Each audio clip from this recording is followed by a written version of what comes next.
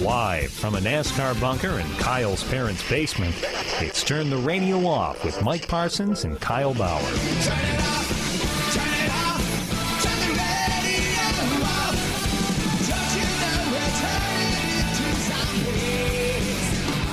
Turn it off, turn the radio off. It's running for yourself for once in your life. Become a fan at Facebook.com/TTRO Show. Follow along on Twitter.com/TTRO Show. Or just listen right now. It's Turn the Radio Off. I've been watching you. All right, Kyle, I am about to go. Dave Grohl meme, you damn kids, all up in here. Have you seen this? You don't have headphones on, but I'm playing the music from the Running Man Challenge. Have you seen this? We've been doing this show for, 11 months? Or not 11, but 9 months, and I still haven't had headphones? That's I could your have fault. given birth to headphones by now, and I still don't have them. Right, you could have been impregnated by my pair of headphones and given birth to a baby pair of headphones. What is this Running Man Challenge? Okay, you don't have headphones, but it's that song from the 90s that goes, "At night, I think," you know that one? Okay. And I guess as soon as someone starts playing it, you have to drop everything and do the Running Man. Okay. And do you know what? Have you ever seen the Running Man? Is that where you run in place? Yeah, it's this thing. It's the hammer. It's like you kick your legs up and, Okay. you know. Yes. And so that's the Running Man. At least the Running Man I remember, Kyle, as a ute. We also called it the hammer. As was the style at the time. Oh, I remember the hammer and wearing onions around my belt. Right. Well, I had an onion around my belt, and I had the stairs. I thought hammer was just the coolest as a kid. Shout out to Barb Parsons for letting me do that, by the way, for letting me be me at the age of 7. But yeah. So if you know what the hammer is, that's the proper way to do the Running Man. And all these people on Instagram, they're doing this weird like shuffle thing, and they got great dance moves, but it's not the Running Man. And I remember some of the younger kids at work, they were It's like the Harlem Shake was the Bernie, actually. what for Bernie? I'm not familiar with the Bernie. Well, you remember Weekend at Bernie's? Yeah, 2013. Remember the Harlem Shake? yeah, I remember the Harlem Shake. Yeah, it was actually like really Oh, like they were really doing like the Weekend at Bernie's. they were thing. fashioning Bernie's corpse to look like he was dancing. Well, kind of. Okay. That is, and I thought I had short-term memory. Yeah. Well, I mean, it's not short-term memory. I've just never heard Mike, of it until now. You don't remember the Harlem Shake? No, I remember the Harlem Shake. I don't remember the Bernie.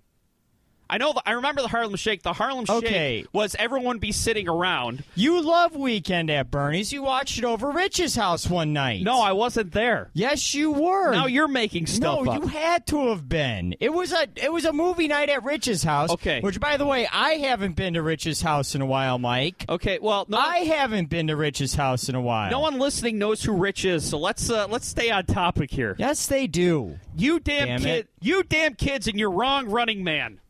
If I were Dave Grohl right now, I'd be swearing up and down, and what I'd be saying would be... I used to go over Rich's house all the time. I don't know what happened. I don't know either. But, yeah, so the Harlem Shake... The Running Man. A couple Man... big comfy couches. He puts out blankets for you. It's real nice. The Running Man Challenge, I'm trying to show my younger friends what the Running Man is. He'll offer you a ginger ale. And I'm doing the Running Man properly... And they're saying, "No, Grandpa, that's not the Running Man. This is the Running Man." And then they show Gronk doing God knows what. And I said, you know what? Gronk is wrong. Real nice movie screens, Blu-ray, surround sound. Kyle, I do want to applaud the internet, though. Oh, yes, the internet. I'm familiar with that. This piece of human garbage, George Zimmerman, I'm sure you've heard the story where he's trying to auction off the gun he shot Trayvon Martin with. I'm only laughing because how absurd it is that he has the audacity to try to get away with this. Well, this my goodness, this megalomaniac in his brain, he says that it's a piece of American history. Yes, it's a piece of American history that set race relations back decades and has made the nation a tinderbox ready to explode. It really did, and we've said it a few times on this show that seemed like that's when everything changed. Right. And this show used to always be lighthearted. It was all fart jokes. And silly and jokes about my sex bunker and all that. And that's what the show was. Like, other than a couple episodes we did on healthcare reform where I got real indignant and serious and ultimately wrong about healthcare reform, other than that, it was all joking and fun and games and stuff. We did a 15-minute segment on the Puppy Bowl once. And then the 50 Shades of Grey episode. That was great. Yeah. We talked to Fred Slow, whose friend experimented with bath salts. Yes. And then what happened was George Zimmerman shoots an innocent kid walking back from the gas station because he was black and wearing a hood and looking suspicious because he was black and wearing a hood and in a gated community. And all of a sudden, nothing's been the same since. Now Donald Trump is the Republican nominee for president. George Zimmerman will probably be in his cabinet, too. What the hell happened? Well, and this ass clown is now trying to, to sell the gun and make some money off of it, the gun that really changed oh no, Kyle, American history for the worst. He's not trying to make money off of it. He's going to donate the proceeds to fight the Black Lives Matter movement, whatever the hell that means. But, here's the thing, all right? I've said this since the verdict came out. We don't have indisputable evidence to put George Zimmerman in jail. But we have 100% indisputable evidence that he's a garbage human being. And look, here's the thing. Who started the fight first, whether George Zimmerman was in fear of his life, you can never prove one way or the other. But you would just think as a human being, knowing that you had to take somebody's life, that's not something you relish. That's not something that you try to profit off of. That's not something. And I think this moron in his head thinks that he's some kind of folk hero. And he is a folk hero to terrible racist people. But everyone else sees that he's a total ass clown. And the auction was taken down off 2 gun auction sites because they said, look, we want no part of this. And a third one says, oh, we can't relegate morality. That's fine. But I do want to actually applaud the internet trolls out there, Kyle, because it was taken down in part because these websites were just bombarded. They were bombarded by people complaining. They were bombarded by fake bids. I think a guy named Racist McShooterface bid $5 million. And, of course, that couldn't be substantiated, so they took it down. So I want to say, there is going to be one jackweed that buys it. And somebody, I wish I could give them credit because I asked this question. Who's worse, George Zimmerman or the person who buys the gun? And that's a good question. I mean, I don't see. I'm trying to think of how an anti-Zimmerman agent could buy it and use it against George Zimmerman, short of shooting him with it. I really can't think of a way. So I just hope that. You know what I actually hope, Kyle? I hope somebody bids way low and he loses money off of it. Because this guy needs to go away. After his acquittal, he was thrown in the clink for domestic violence. He tried to raffle off or auction off a Confederate flag that he drew. It's just, look. He made a lot of money off of some of this stuff, too. Look, I would never wish death upon somebody, but I think the world is a worse place with George Zimmerman in it. That's all I'm going to say.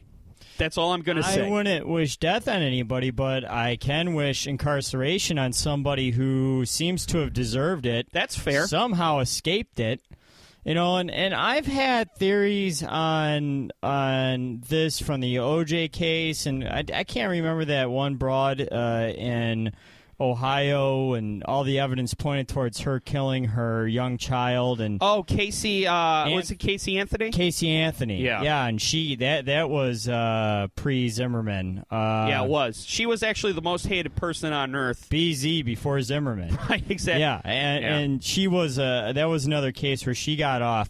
And I've always had a theory that some of these high-profile cases, it ends up becoming hard to convict because it's difficult to sequester people. Yeah. One, it's very difficult to sequester jurors. News gets out. I think people realize how famous they can become. Yeah. And they realize that they can chase that celebrity, that they can chase a book deal, chase a movie deal. You're absolutely right. And I know this was a dramatization. This wasn't a documentary. But if you have not watched The People versus O.J. Simpson, it's phenomenal. I still haven't yet. I've been meaning to. It's great. It's so well done, and I could do a whole show about what I liked about it. But one of the episodes was very interesting. It focused on the jurors and how the jurors themselves, in a high-profile case like this, they become prisoners themselves because they have to stay sequestered, like you said, in their hotel. They can't watch any outside new media. Like, they can't watch news. They can't go on the internet. They can't call their family or their friends. They can't watch TV. Of course, the OJ thing was pre-internet, but one of the funnier and more poignant scenes was when they were showing the difference between the black jurors and the white jurors. And, of course, the defense was trying to load the jury up with black jurors, and the prosecution was trying to load the jury up with white jurors, and they argued about everything, including what tapes they got to rent from Blockbuster because they can't watch news, and there was. And this episode, all the white jurors wanted to watch Seinfeld, and all the black jurors wanted to watch Martin. But it did show the hell that became the jurors' lives in these high-profile cases. And I think a lot of times what happens is they kind of feel like a book deal or going on the interview circuit, making a little bit of money off these cases is sort of owed to them for what they've given up, and who knows how that affects the way that they rule in these verdicts. And they have a better shot at that if they reach a more controversial decision, right? Because ultimately, I mean, this is a way to look at it. In the case of OJ, armed robbery. In the case of Zimmerman, wait, OJ armed robbery. You didn't know that? Oh, the one where he actually went to jail. Yes. Oh, I thought you were talking about the Nicole Brown, the high profile. He one. finally got his comeuppance. Right, yeah. Yeah, where he finally got his comeuppance and has been in prison since. I gotcha. And then Zimmerman, he has been accused of assault multiple times, never was actually charged. He allegedly assaulted his pregnant girlfriend with a loaded gun, allegedly pistol whipped her. I think she dropped charges on him. Yeah, he hasn't been charged, but he's had multiple allegations of assault and battery since. And then in Casey Anthony, I don't know what, she's done porn or stripped since. I can't remember what's exactly happened to her. I don't think so. Well, those are gaudy allegations by me then. I apologize. I think she's so accusations, hated. Excuse me. I think she's so hated, Kyle. I don't think people would watch a sex tape with her. Yeah, but point is I think a juror, and mind you, I'm trying to enter the mind of a position I've never been in before. I've yet to serve jury duty, and certainly not on a high profile case. But I think the thought process is hey, we can finally get out of this, and we can get out of it with a book deal, an interview, a bunch of internet buzz about us, and so what? We can let someone who probably did it walk, and if we do, Are they going to do it again? Right. Probably not. The Right. spotlight's on them now. Yeah, sure, they're homicidal or sociopathic or psychopathic, but they probably won't do it again. So what? It's just a couple of bodies. Yeah. So what? It's just a 7-year-old kid. So what? It's that's what I'm saying. Oh, what? It's just a 17-year-old kid. I'm telling you, and this is what has been wrought upon us. We now have George Zimmerman running around selling paintings to right-wing nut jobs, and again, he's made 6 figures off of this stuff. We now have him trying to auction off the gun that he murdered Trayvon Martin with, and I don't know if it would have changed the course of history had he been served with justice for killing Trayvon Martin. But sometimes I really wonder if it would have, because I believe it created so much unrest and so much disbelief and so much belief in the black community. Like, oh shit, It's okay. Here we go again. Just right there. Here we go again. It's now we have to deal with this again. Yeah. High profile case, unarmed black teenager gets shot, walking home from a gas station. Not harming anyone, and his killer is let go freely. We have to deal with this again. And ever since, we've seen what's happened, and it hasn't gotten any better. Things have slowed down in the past year, thankfully. Knock on wood, but that's at least what's been reported. Because, again, is the news cycle just exhausted of it? Are we not hearing as much of it because of Donald Trump? And because of the election cycle taking over? Who knows? That's the way things like this work. It's Turn the Radio Off on the internet. Turn the radio off. With Mike Parsons, No drug dealers living next to me. Pretty good deal. Kyle Bauer. Yeah. People hate my podcast.com.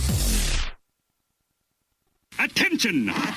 Your gym teacher escaped from charm school, irons his underwear, watches hygiene films. He says, anyone chewing bubble tape owes me 50 push-ups. The lunch lady wears a hairnet, serves mashed potatoes with an ice cream scoop, puts gravy on everything.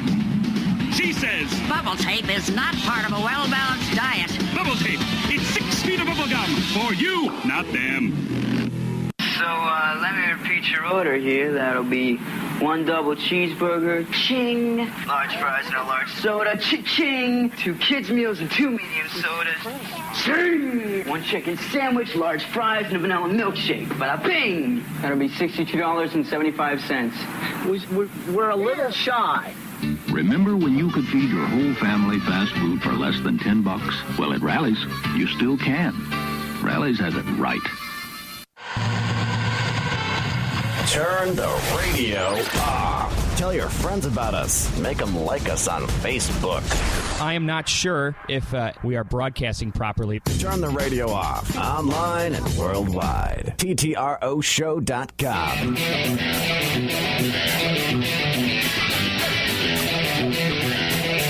All right, so I guarantee you, Kyle, that every wacky morning show and every quote-unquote podcast that categorizes itself as a quote-unquote comedy, every podcast bills itself like that. Pretty much. Just three guys sitting around making jokes. 3 straight white guys sitting around making jokes. 3 is it cisgendered?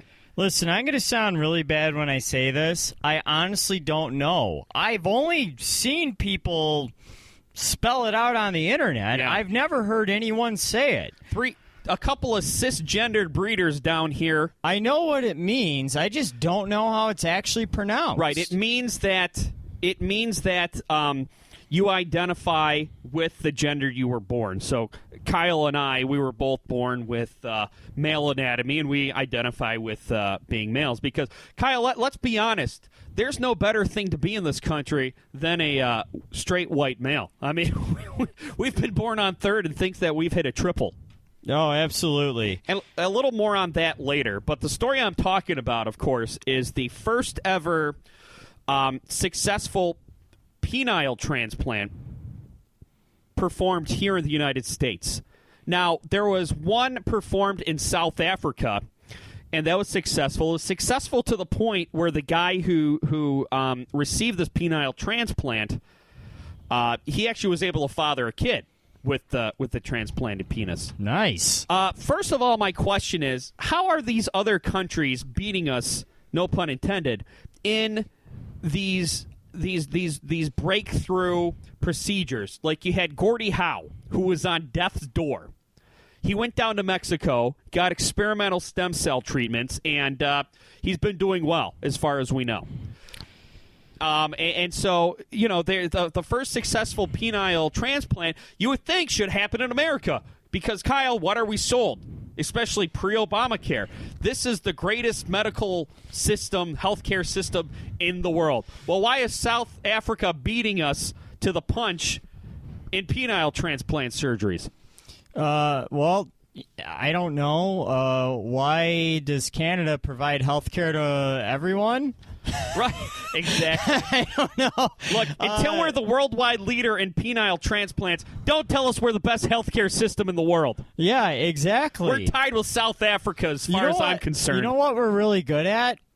Getting people hooked on painkillers. That's true. We're really, and you know what? We lead the league in that. Building billion-dollar medical campuses Also, that have a lot of Starbucks and Panera Breads. Those are nice, though. Oh, those are great. You walk in, it's like you're at a 5-star hotel. I mean, sure, you're getting charged out the ass for your hospital bill, and your insurance is only picking up maybe about, I don't know, about 35% of the cost. Let me tell you. You know what? What? In fairness to Obamacare, it only used to pick up 15% of the cost. Let me tell you. Yeah, your deductible's like $2,000, and it's only going to take out about $600 of that. But it used to only take out $100, and the deductible was $3,500 before. Let me tell you. Let me tell you my favorite thing about things are looking up, Mike. Let me tell you my favorite thing about having a loved one deathly ill in the hospital. They're looking up, Jerry. Going to that cafeteria. If I go to a hospital and they have a great cafeteria, I'm going to my loved one saying, "Hey, you're going to stay here in a few days because have you seen their lunch spread?" My favorite is speaking to the local crowd here in the Metro Detroit area for a second. The Vincent Joe's, located in the Beaumont. Really? Royal Oak Beaumont. Yes, which is about to expand, about to have a multi-million-dollar, I think like a $500 million expansion, by the way.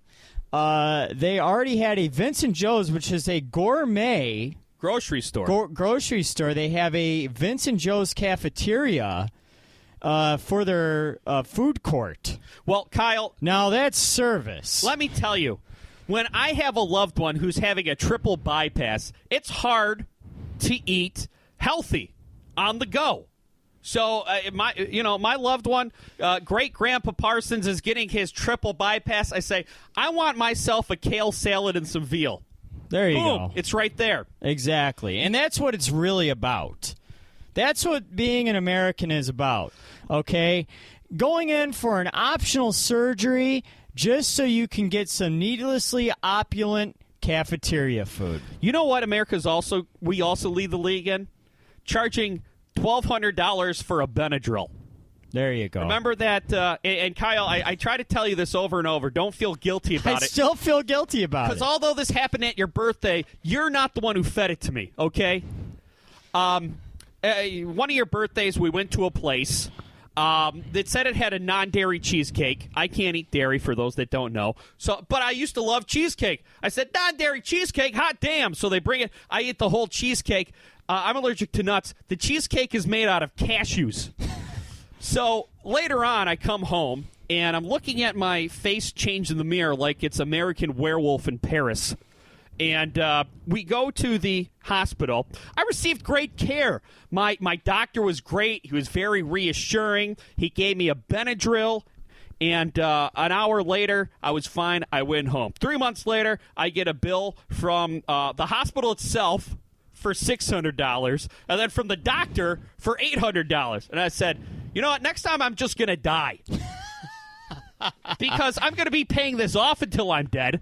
So if the sooner I die, the sooner I pay off this emergency room bill for this Benadryl. I will say, though, with the penis transplant, I do hope that this is something that we can all look forward to in the future. Well, right. Because, frankly, I think my testicles are a little undersized. Right. You need Is more. there some way that I could maybe hang around a vicious dog? Right. Deal with the pain. Right. Like maybe just. You could use more symmetry down there, is what you're telling me. What I'm going to do is I'm going to get some bacon grease. Okay. I'm going to rub them up real good. Ooh. Okay? Ooh, is that hot in here? All right. I'm going to tape my member to my stomach. Okay. And I'm going to find a yard. There's a niche out there for this type now, of what porn. I'm going to do is I'm going to sign a waiver. Okay. Okay, now this is a non-disclosure waiver. So dangerous, you'll have to sign a waiver. Okay. Okay. All right, this is a non-disclosure waiver. Now, this is a binding agreement. There will not be a lawsuit. There is no legal liability. But at the same time, they cannot tell the doctor that I did this intentionally. Right. Well, if there's no lawsuit, how are you going to pay for this this operation? I got some money stashed away. Well, you know, if you have a deductible, I got my Trump gold. Okay. You don't know where that's at, but I got some. No. Well, I'm going to have to start digging around your yard. But look, you don't know where it's at. Well, you know what though? Who said it's in my yard? I have a feeling though this procedure, you'll meet your $3,500 deductible easily. It's almost like having a Groupon, really, if you think about how much the surgery costs. Right, that's true. It's I can finally meet my deductible and then some. Right. Because every year I pay full price every year, and I never reach my deductible. I would imagine that reaching my deductible is like the Donkey Kong kill screen. I think it's great for both me and the dog. The dog gets a tasty treat without the grim specter of death, and I get a new pair. There you go. Well, Kyle, if you want a bigger, bolder pair that will give me a deeper broadcasting voice, as not to annoy the fine folks listening to our podcast. Well, so people stop listening anyway, so it won't matter about your voice. But if you want more symmetry down there, it will make me more authoritative. Yes. If you want more symmetry down there, though, Kyle, just go stand in a walk-in freezer. Yeah. But no, I want that'll no, Mike. You know what's funny? I like the idea of the dog biting my balls off better than me standing in the walk-in freezer. Well, look, and then me having to get the surgery. If that's what you're into, God bless. Sure, it'll be more painful and much more costly and time-consuming, and the rehab would be awful. But to bring us full circle, I'll get some really bitchin' pain meds. Probably develop an addiction. Well, and if you don't, but it'll be a wild ride all the way until the end. Me and my gigantic balls. Think about it this way. Actually, I'd like to get mine. I'd like to get mine smaller because it's uncomfortable. You get in the summer. way? Yeah, in the See, summer. I want to know that. I have very small testicles. Good for you. I envy you. They just kind of. You know, could you slide around in there and could you and I can switch move very lucidly? Could you and I switch maybe? Nah. Yeah, it'd be weird. I want to. Now, you know what? Nah, I don't want to do a testicle transplant. It'd be like doing a brain transplant. Right. But it's funny because at the beginning of the segment, I was kind of blasting other shows for doing a wacky bit about this. And what did we just do? A wacky bit. But that's my fault. You know what, though? Also, I'd like to note that I just said I wouldn't swap testicles with you, but I would swap testicles from a stranger? A cadaver? Well, but where you know would what? These testicles come from? Where would the dick transplant come from? Well, Kyle, number one, I don't think you Actually, what the hell? I'll take a whole new package. Kyle, I don't think... But I get to select it from a catalog. Will you shut up and let me talk about... What will save Sears? Will you shut up and let me talk about my testicles now? No. Fair enough. But no, seriously, you and I don't want to be sitting across from each other thinking, I got this guy's old balls. That'd you don't be want weird. My balls. No. But on a serious note... You know, I had a cyst on my balls before. Did you? Ruptured ones. Painful as hell. Yikes. Wasn't a good day. On a serious note, though, right now, what they plan on doing with these penile transplants, they do come from cadavers, and they have to be matched up by blood type and a bunch of other factors. But right now, the guy in America who needed the penile transplant, he had penile cancer. So right now they're doing it for legitimate medical reasons. They're talking about perhaps wounded warriors coming back from war who might have had an accident there. So that's being used as a force for good. But it's only a matter of time, Kyle, before this becomes elective cosmetic surgery. And I say that the first lab that learns how to grow penises from stem cells wins $250 billion because I'm telling you that as many boob jobs as we see out there, we're going to see just as many penis jobs. And because, let's think about it. I think society is more hung up on penis size than they are on breast size. Right? It's quietly, yes. Yes, because, look. It's very subtle, but if all you have to do is be on the internet for, more than 10 minutes. Right. And you'll see it, but it's definitely there. Well, look, I mean, people like big boobs, right? But nobody's, looking at a girl with small boobs thinking less of her. It's the worst thing that you can accuse a guy of is having a small wang. So for guys who have small wangs, they're just going to be lining up around the block. And, because with boobs, you can tell who's got big boobs and who's got small boobs. And if somebody has small boobs, all right, hey, whatever, no big deal. The people's size down there, dude's size down there is a secret. And it's a big mystery.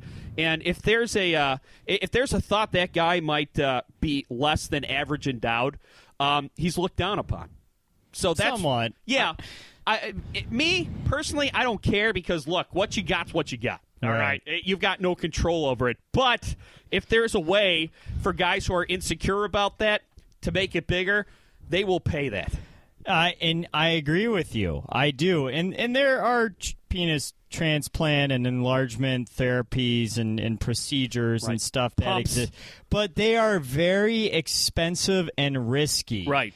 There is a major threat of backfiring. Yeah, I heard there's this one, there's this procedure where they cut some muscle or something. Yeah, and there's also one where you get basically a little kind of a pump or a little motor put in there and stuff, and it inflates and it's weird, man. And there's a more than 50-50 chance you're going to lose all feeling in it, which defeats the purpose, right? Right, exactly. You just have a big, giant, useless third leg. Yeah, exactly, and that's worthless. And then another thing too. One thing I've noticed from talking to a lot of lady friends I have, and I have a couple, lady friends that I'm close enough where, and, I run in a lot of close circles. I've slept with a lot of girls. A lot of girls. And I have lady friends who've slept with a lot of guys, and they're a few shared partners here and there. Okay. So Eskimo brothers, nothing wrong with that. No, not necessarily. Okay. So there's this one guy in particular that I swear me and him have banged 5 of the same girls. Okay, got it. He is trailing me. Okay. I get in there first and then he keeps following me. Don't you hate that guy? It's really weird. I would hate that guy. Yeah. I guess, actually, I'd probably, if I were that guy, I'd hate you more than you hate him, but I'd still hate him. Okay, so here's the weird thing. Okay. All right, there is one girl in particular has given me 2 wildly different descriptions on him. Okay. And one was while she was dating him. Yeah. She said he was big. Okay. And then after she was dating him, she said he was small. Okay, but corroborating with the other girls, and then after that I did some investigating because I thought it was peculiar. Okay. So what, you took a peek at his Johnson when he wasn't looking? What? No. But, I did some investigating. All right. Because again, guys are weird like this. Yeah. We are. Because we want to know what our competition is. Yeah. We do. Right, you're right. You're like, okay, am I on the smaller side of who she's been with? Right, exactly. Okay, I gotcha. So yeah, and after corroborating, he was in fact smaller. Now here's my theory. Okay, I think there are a lot of girls out there that will lie if the guy is on their good side, and if they like him a lot, right? I think they'll fabricate and they'll lie. Now, do you find? And I think if you stand on enough girls' good sides, I think they will lie in your favor. But if you piss off enough girls, or if you know, I think they'll go around and say some dirty things about you. Now, so maybe if you're just like a decent guy, they'll say you have a decent dick. Right. Now, in your research, Kyle, have you found... Very small sample size, by the way. I don't know if I could get this published. Okay, well, maybe not, because I think it has to be blind reviewed by 3 peers, and you have no peers, Kyle. Oh, no. Take that as you will. In your research, though, have you found, when the girls are being honest, and I think a lot of girls will give the answer that size doesn't matter, it's the motion of the ocean, it's the guy attached to it that matters. If he's not working with great equipment, if he's good at other things, it can make up. Have you found that to be true, or do you think that when the majority of women say this, they're lying about that? I have no idea, and I will never have any idea. I really think it varies from woman to woman. And that is the great mystery of women. Us as men, we try to lump all women together under one consensus, when I think you'd have an easier time lumping men together under one thought. Women are they're so different and nuanced that I think that's a great answer. I think it really does depend on the woman. I think for some girls, size does matter. I think for some girls, oral matters more, or other forms of... I think for some girls, fingering is their favorite thing. It's probably a small minority, but for some girls, probably. For other girls, rhythm and timing. For other girls, foreplay. For some... I think every girl has a different form of stimulation that works for her best, that she prefers, and there's not one thing that works for all girls. They're all different, and that's why it is maddening, and you have to communicate with them and just hope they communicate back, because if they don't, or if you don't, you're in a lot of trouble. It's Turn the Radio Off with OMP and Dr. Drew Bauer. We'll be right back. Turn the radio off with Machine Gun Mike Parsons.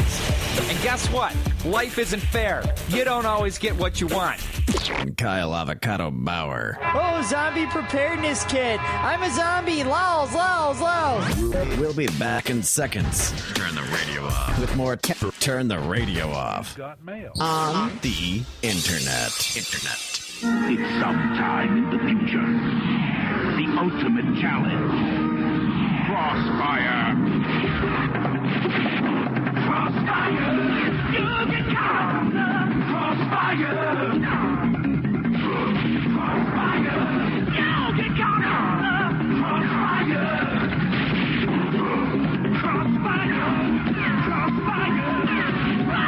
Crossfire. You'll get caught up in it. What exactly is it that makes a Ford Escort GT so much fun? Well, let's start with its powerful 16-valve dual overhead cam engine. It's a blast. A scream. It really cuts. Then there's Escort GT's great looks. You know, the kind that'll turn more heads than a screwdriver. Speaking of turns, that's where Escort GT's nimble sport suspension comes in. We're talking road hugging. So ask yourself, isn't it time for a little fun? Yes! And have you driven a Ford lately? Switch off the radio. Turn off the radio. Shut down your radio system. We'll do it live! What? I'll write it and we'll do it live! Turn the radio off. There you go. I'm drunk. All right, so for the past few weeks, Kyle, I've been trying to wrap my head around the whole transgendered bathroom issue and come up with a solid, concrete opinion on it. And sort of where I'm at is when it comes to public bathrooms themselves, I don't think it's an issue because if you're in a stall and someone knows for sure what kind of gear you're working with, then that's a problem in itself. And there's been these stories about, how sex offenders will go into bathrooms, but let's be honest. Much like the conservatives like to say, criminals don't care about gun laws. Mm-hmm. If someone's a sex offender, they're not going to care about what bathroom they're allowed in, right? So I think that argument is moot there. I did say, you know what? I do see how some people would be leery about shared locker rooms at a high school level. But luckily, that decision has been kind of made for me already, right? I was kind of on the fence where I said, hopefully everyone's mature enough, but I could see how a parent might not like the fact that, someone of an opposite, someone with opposite anatomy can go into their kid's locker room and do what they want. And you brought up a great point too, where it's not just the cisgendered kids that are in danger. The transgender kids are in danger too. I would see the transgender kids being more in danger than the straight kids. Right. So earlier this week, President Obama he sent a guidance, and I don't know what a guidance is. It's not necessarily a law or rules. It's suggestions. But along with the guidance, he has some, it's not Title IX, but it's some kind of school funding that has to do with gender equality. He said that if these guidances aren't put into place, then that money can be withheld. So he's pretty much saying, hey, let the kids choose what bathroom and locker room they're going to use based on what gender they identify with, or you might not get this money. Now, it's still up to the schools to do it, or the states to do what they want to do with it, but their hands are tied.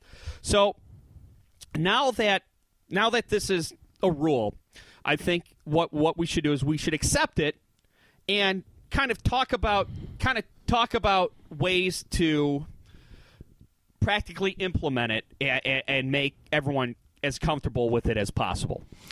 Yeah, and a lot of people kind of see this as federal overreach. And I would understand that if it wasn't a case of human rights. Right. You're denying someone their basic freedoms. This is a case to me where somebody is, deeply in not, I can't even say conflict. This is somebody who believes this is who they are. This is who they are identifying as. This is who they believe they have been from birth. This is what they are. So this is what they're going to be, and they're not going to use this as a tool to manipulate or threaten people or hurt people. They're just using this to be themselves. Right. And that is what it is at face value. At face value, this is a civil liberties issue. This is a freedom issue. This is a constitutional issue. So I don't think you can say this is federal overreach because, we're talking about freedom here. It's simple as that. Cut and dry. And if the states want to be so bold as to say, well, we don't need no government help. Okay, we'll operate without that grant money then. Shotgun. Yeah. Well, and you know what? A lot of them might be doing too. I think a lot of them might actually try to stall and use everything within their legal power to delay it, because unlike the Supreme Court nominee, the people against this, they really don't have anything to lose delaying this, because either what'll happen is it'll happen anyway, or their hero Trump will come in and say, this is not happening. But let's move forward as if this will be implemented in sort of the new law of the land. What can be done to keep everyone safe and to keep everyone comfortable? Now, I think, Kyle, when did you graduate high school? 2005. Okay, I graduated in 2003. So I started high school in 1999. For gym class, did you guys have to shower? It wasn't mandatory, no. Yeah, same with us, and nobody did. So I think the shower thing is I think the shower after gym class, I think that's a non-issue. Because I, as far as I know, most schools don't. We did after, sorry to cut you off, I think we did after swimming. We didn't shower after swimming, but we did get nude, obviously. Yeah. So, that's another thing to take into consideration. But when you're talking about gym class itself, as long as I've been in school, showers were not only optional, nobody took them. Right, because in high school, even if you're around other people of your gender, you're probably still too self-conscious to take your clothes off around your friends, especially if you're a freshman and there's seniors in the class, you know what I'm saying? So I think that's a non-issue. But you know what? Do you think that it's a bad idea to maybe have adult supervision in the locker room? Because we had it in middle school, and we didn't really have it in high school. But I don't think that's such a bad idea, especially in the beginning of this. Not only to make sure that there's not a wisecracker coming in just trying to get a look at boobs, but like you said, to also make sure that the transgendered kids don't get picked on. Well, this is my guess. There's a gym coach. I mean, there was always a gym coach there who had the office located. If not in the, I mean, for us, the way our locker room was set up, I can't remember in high school, but I remember in middle school, the locker room was, the office was in the locker room. Yeah. In middle school. I mean, it was located right there. So, yeah, I mean, sure, if that could be one way to alleviate it, I mean, to have the gym coach available right there in case there's any issues.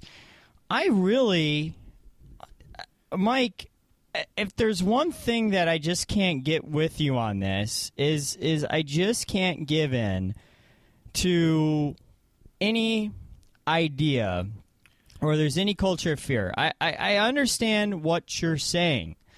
It is a self-fulfilling prophecy, the idea of any fear. I will tell you this. If no one had said boo to begin with, and by that I mean the parents or the kids or maybe even it was a coach or a principal or whatever, there wouldn't be an issue. I really don't think there would be too many kids who would have cared. I really don't think there'd be too much of an issue. I don't think anyone would have said anything. I mean, I think a parent would have said something because there's parents out there who are.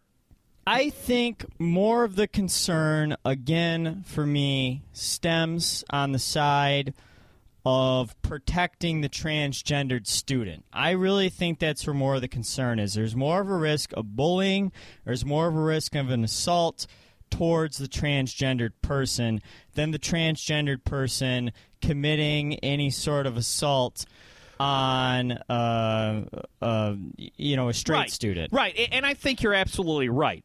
I think the two main concerns are, like you said, the transgender. And I know you're voicing that as a concern as well, Mike. I know. I'm just saying, I think and I know who you're speaking to. I just think you're speaking to a deluded group of people. Maybe not. Because like I said, there's the way the world is, right? And there's a lot of people out there who are terrible people. And like you said, Kyle, it is a concern. Nobody's talking about the safety of the transgendered kids. But, I think there should be an adult in there just to make sure that I think probably the biggest risk is of a side-gendered kid. Try to be funny because, high school kids are idiots. Thinking it's funny, saying, we're going to go in there, we're going to look at boobs because, hey, the transgenders can do it. And so they run in and start causing a ruckus. That's why I think there should at least be adult supervision in it, at least at first. That's a salient point that there could be some idiot who tries to use this as a bad precedent to try to blow it open and I think that's more of a threat than anything else. Yeah, to try to abuse, and that's what I've been trying to get across. Right, exactly. And that would be that would be unfortunate. When it comes to bathrooms where you're actually doing your business, but I think it's a non-issue. You have to imagine, though. You have to imagine that someone that the kids, I guess, I'm relatively cynical. I guess I got to try to turn off my cynicism here for a moment, and you have to hope that the classmates are going to be open-minded enough to show support. You would hope. You have to hope that none of them would be pathological enough to attempt something like this. See, I don't think it's pathological. I think it's a kid trying to be funny, and reach quote unquote legend status. But if they try to do that as a joke, I mean, obviously, if they try to do that as a joke and they come in wearing, with like a couple of dodgeballs stuffed under their shirt, right, and I don't know, a mop on their head or a bad wig from drama club. Obviously, they're going to be shut down right away. Right. And it'll be clear that they were joking in bad taste and they'll be disciplined. You know what I mean? So it's that's what I'm saying. There's going to be a line here, and I think it'll be pretty easy to discern who's crossing it and who isn't.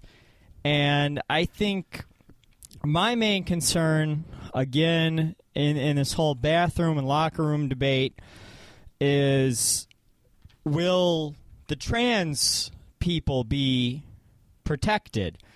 Because again, that's going to be an issue, because they are oftentimes the ones who are victims of assault. They are a lot of times the ones who are victims of bullying, and who are even victims of murder. Yeah, and a lot of times those stories go untold. Because, trans people just, they're looked down upon. And we're still going through a big case of transphobia. And maybe it's these high school kids that we're kind of referring to or using for context to this argument. Maybe they're the generation that can change it and turn it around. Maybe they can show us a good example here. Well, and you know what? You make a good point there, because during the whole gay marriage debate, one of the points people kept bringing up, which I think was true, was that once kids are adults, homophobia will be so much less, because to them it's no big deal. And you kind of hope this too. You hope that this goes well for all parties involved, except for the people who are making decisions out of fear and hatred. And in 20 years, the first couple of years, there'll be an adjustment period. Yeah. But you hope in 10, 15, 20 years, it's no big deal anymore. It's still there, and it's still ingrained to an extent. I mean, and we still see it, and we still hear it. I mean, well, and I hope people listening understand that I'm for inclusion. Overall, I think this is a good thing. Yeah. But just because you recognize the concerns of one side doesn't mean you agree with them. But I feel like there are some things to iron out in this whole thing, and that's really all I'm saying. Oh, I can see what you're saying, because we're dealing in territories that haven't openly been dealt with, right? And that's a good thing. It is, because it means that we're making progress and we're entering some new social frontiers, and that's come along with the gay marriage. And part of that is having open conversation, not politically charged conversation. Like you and I are disagreeing on some things here, but we're not yelling. We're not getting angry with each other. Right. You got to take the emotion out of it. Yeah, I think we were having more disagreements over the testicles. Yeah. Transplants than we were this. Right. We were getting a little more charged up. I mean, who wants that. bigger testicles? I do. But you disagree, and that's fine. Right. I think you're a bigger idiot about that than anything we've ever. I'm telling you, man, it's not the lifestyle that you think it is. I mean, sure, I'm a little more flexible, but and I mean, my pants don't fit me as well as you think they would. Yeah. Well, a lot of people think I have all this great crotch action going on, but I don't. Well, that's why you wear that. That's why that's why those shin length pants were so big in the 90s.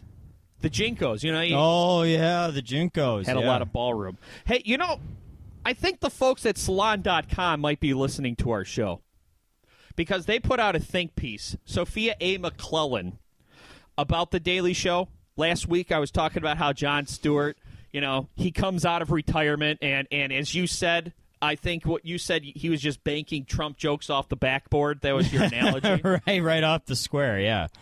And I my position was that, it'd be ridiculous to blame Jon Stewart for the rise of Donald Trump. But I also kind of feel like he left us when we needed him the most. Mm-hmm. And now this woman, Sophia A. McClellan, I don't know if the Salon.com writers write their own headlines or if they write the article and then the headline is written.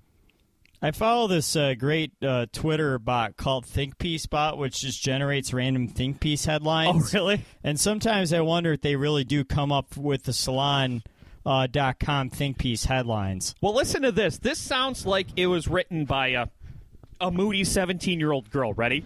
I think most Salon pieces are, aren't they? The Daily Show is dead to me. Trevor Noah will never, ever be good at his job. Also, thanks a lot for Donald Trump.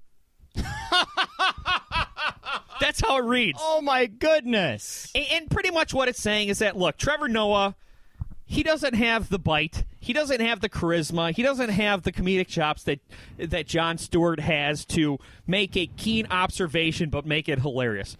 And they're probably right, because you know what, Kyle? I got to be honest. I don't think I've watched a single episode of The Daily Show with Trevor Noah. I have not. You never want to be the guy who replaces the guy. Exactly. In this case, the guy who replaces the guy. To use that metaphor. Right. And honestly, look, when they said Jon Stewart was stepping down from The Daily Show, I said, just end it. Yeah, they should have just ended it. It was really bizarre that they didn't. Well, I mean, I think maybe they thought that Jon Stewart didn't start The Daily Show. No, Craig Kilborn was the first host. And it was moderately successful.